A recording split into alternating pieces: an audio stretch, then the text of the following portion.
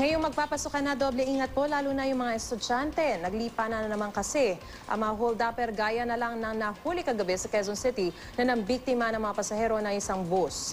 Ang mainit na balita hatid ni Haji Rieta.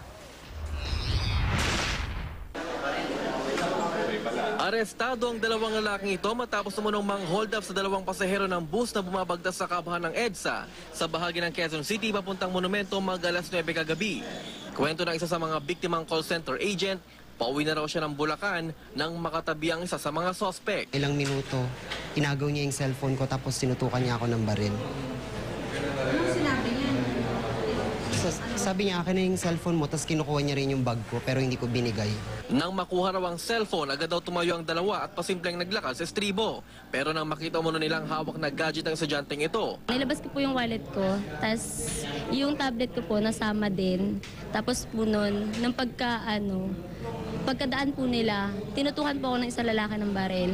Tapos sabi po niya, nung una po hindi ko po siya nabigay kasi nga po nagulat din po ako. Tapos sabi niya nung papatayin niya daw po ako, tsaka ko na po binigay. agad daw bumaba sa bus ang dalawa ng tumigil ito sa North Avenue. Buti na lamang daw at may mga pulis na nakaposte sa tabi ng isang mall. Kaya humina raw ng saklolo ang mga biktima at agad naman daw nahuli ang papatakasasan ng mga sospek. Base sa record ng QCPD Station 2, napag-alamang ang dalawang sospek na nakilalang sina Gadi Flores at Martin Delicona, miyembro umano ng Batoy Robbery and Hold Up Group na umatake sa Quezon City.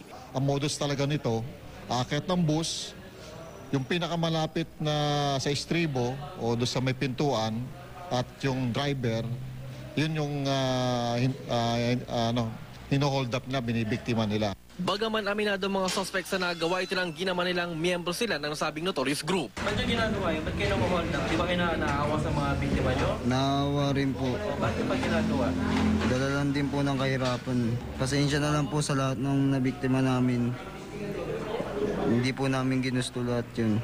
Ang mga biktima desididong ipakulong ang mga nahuling suspect. Ngayong balik eskwela, posibleng maglipa na pa raw itong mga ganitong mga masasamang elemento. Kaya naman payo ng mga otoridad sa publiko ang iba yung pag-iingat, lalo na sa mga estudyante na mas maging alerto nang sa ganun ay maiwasan ang ganitong mga pangyayari. Haji Rieta, GMA News.